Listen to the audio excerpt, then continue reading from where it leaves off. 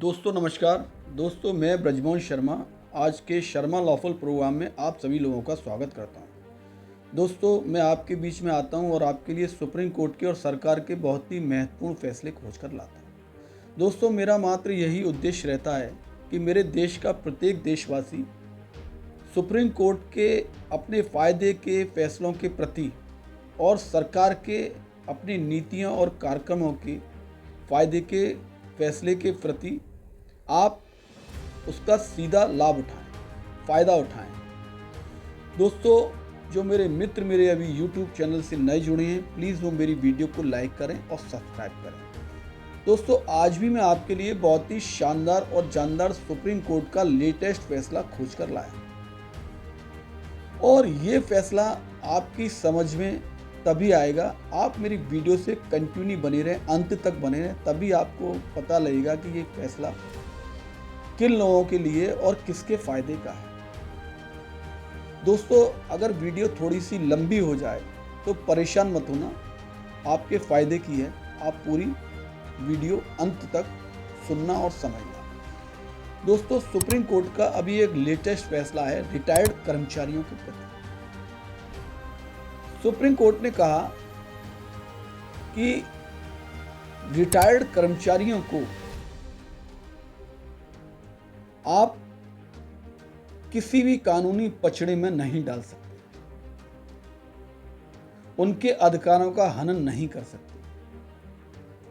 Supreme court retired कर्मचारियों की रक्षा करने के लिए हमेशा तत्पर रहती है और है। तो मामला है झारखंड का।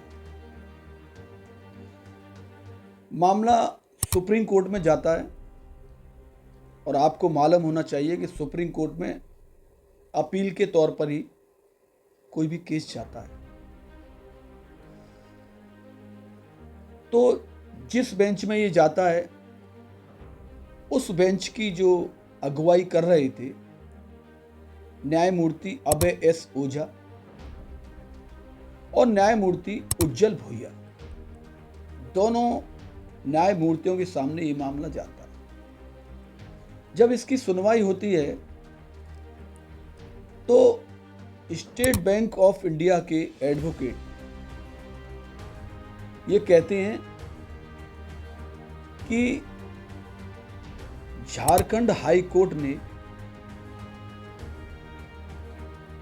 हमारे केस को खारिज कर दिया,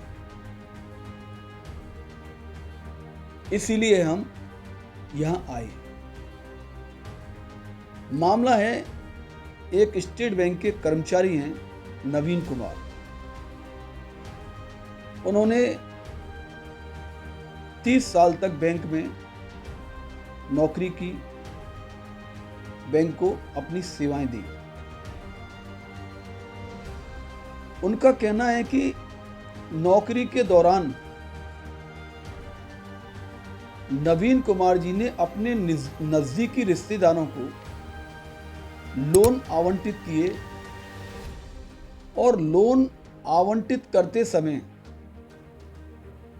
उन्होंने नियमों का खुला उल्लंघन किया।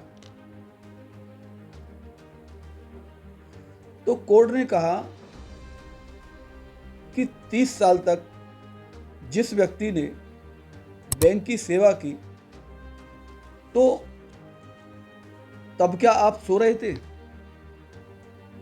जब वो व्यक्ति रिटायर हो गया तब आप इस मामले को उसे परेशान करने के लिए लेकर आए। कोर्ट ने कहा कि 30 वर्ष तक उसने सेवा की और 1 अक्टूबर 2010 तक उसका सेवा विस्तार किया गया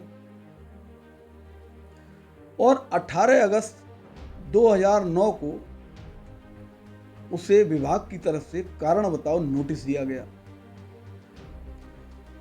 और 18 मार्च 2011 को इनके खिलाफ कार्रवाई की गई। तो कोर्ट ने कहा कि जब ये रिटायर हो चुके उस दौरान आपने इनसे कुछ क्यों नहीं कहा? इनके खिलाफ उस समय कार्रवाई क्यों नहीं की? उन्होंने कहा कि इन्हें तो बैंक ने 1 साल का 1 अक्टूबर 2010 तक का एक सेवा विस्तार भी दिया था ना, और सिर्फ कारण बताओ नोटिस ही एक ऐसा नोटिस नहीं होता जिससे किसी सरकारी कर्मचारी के खिलाफ अनुशासनात्मक कार्रवाई की जाए। उसके लिए सक्षम प्राधिकारी की भूमिका अत्यंत महत्वपूर्ण होती है। केवल वही आरोप पत्र जारी कर सकता है। कोर्ट ने कहा कि सिर्फ सक्षम प्राधिकारी ही कर सकता है, और आज आप जो कर रहे हैं रिटायर्ड कर्मचारी के खिलाफ, इससे यही प्रतीत होता है कि आप उसे परेशान कर रहे हैं। और जो हाई कोर्ट झारखंड ने जो निर्णय दिया है वो सही दिया है। हम उसके निर्णय से कोई छेड़छाड़ नहीं करेंगे। तो और कोर्ट ने यह भी कहा कि आप 6 सप्ताह के अंदर उनकी बकाया धनराशि का तुरंत भुगतान करें। जो आपने रिटायरमेंट के बाद जो धनराशि मिलती है कर्मचारी को, वो रोक रखी है, उसका तुरंत भुगतान करें। तो सुप्रीम कोर्ट ने ये दिखा दिया और बता दिया कि हमारे देश के जितने भी रिटायर्ड कर्मचारी हैं, उनके खिलाफ उनका विभाग कोई भी ऐसी कार्रवाई नहीं कर सकता कानूनी